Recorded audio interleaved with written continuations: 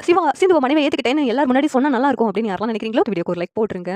இந்த கல்யாணம் திட்டம் போட்டு நடந்தது கிடையாது. சூழ்நிலையினால சிந்து இப்படி ஒரு பொய்ய சொல்லிட்டாங்க அப்படின்னு இங்க சிந்து தரப்பு வக்கீல் சொல்றாங்க. உடனே சிவா தரப்பு வக்கீல் இருந்து சூழ்நிலை காரணம் காட்டி யார வேணாலும் கல்யாணம் பண்ணிக்கலாமா? இது என்ன நியாயம்?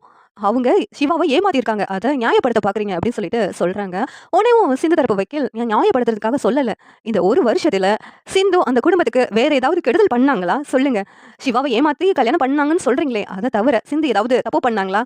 அப்படின்னு சொல்லிட்டு இங்க சிந்து தரப்பு வக்கீல் சொல்றாங்க. உடனே அந்த இடத்துல அன்னபூர்ணி வந்துட்டு, "இல்ல" அப்படிங்கிறாங்க. "உங்க வீட்டு மருமகளா உங்களுக்கு நல்லது தானே செஞ்சிருக்காங்க.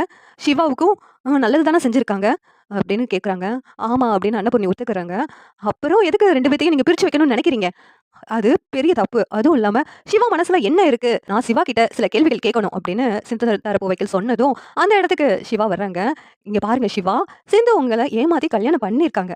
ஆனா, இந்த 1 வருஷத்துல உங்களுக்கு மனைவியா சிந்துவ ஏத்துக்கணும்னு சொல்லிட்டு எப்பயாவது தோணியிருக்கா? சொல்லுங்க சிவா" அப்படின்ட்டு சிந்து தரப்பு வக்கீல் கேட்கறாங்க. உடனே சிவா இருந்துட்டு முழிச்சுட்டே நின்னுட்டு இருக்காங்க. "இங்க பாருங்க சிவா, நீங்க சொல்ற பதில் தான் இந்த டிவோர்ஸ் குடுக்கவா? வேண்டாமான்னு சொல்லிட்டு ஜட்ஜ் முடிவு பண்ணுவாரு.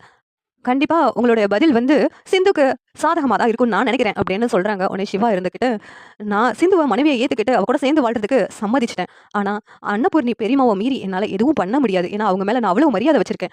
சிந்துவ அவங்களுக்கு பிடிக்காதம்போது அவ கூட நான் எப்படி சேர்ந்து வாழ முடியும்?" அப்படின்ட்டு சிவா சொல்றாங்க. உடனேவும் இங்க சிந்து தரப்பு வக்கீல் இருந்துகிட்டு, "இங்க பாருங்க சிவா, உங்களுக்கு இந்த டிவோர்ஸ்ல சம்மதமா இல்லையா?" அப்படின்னு கேட்கறாங்க. "எனக்கு சம்மதம் இல்ல" அப்படின்னு சொல்லிட்டு சிவா சொன்னதும், இங்க சிந்து தரப்பு வக்கீல், "சிவாவுக்கும் சிந்துவுக்கும் சேர்ந்து வாழ்றதுக்கு சம்மதம் தான்.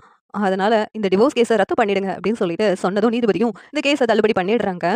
"சிவா என்ன மன்னிச்சுடுயா. அன்னைக்கு நீ சொன்னத நம்பாம தப்பான முடிவு நான் எடுத்தேன். இன்னைக்கும் உன்கிட்ட கேட்காம தப்பான முடிவு எடுத்துட்டேன். என்ன மன்னிச்சுடுயா. சிந்து உன்ன ஏமாத்தி கல்யாணம் பண்ணாலும் நம்ம குடும்பத்துக்கு அவ நல்லது தான் பண்ணியிருக்கா. அவள நான் மருமகளா ஏத்துக்கிறேன். நீங்க 2 பேரும் சேர்ந்து வாழணும்" அப்படின்ட்டு அன்னபூர்ணி முடிவு எடுத்ததும் இங்க மகா ஷாக் ஆகி பார்த்துட்டு இருக்காங்க. ஸ்னேகாவுக்கு அதிர்ச்சியா இருக்கு. இந்த சீரியல் எப்படி இருந்தா நல்லா இருக்கும்னு நீங்க நினைக்கிறீங்கன்னு கமெண்ட் பண்ணுங்க. இந்த வீடியோ பிடிச்சிருந்தா லைக் பண்ணுங்க, ஷேர் பண்ணுங்க, சப்ஸ்கிரைப் பண்ணுங்க.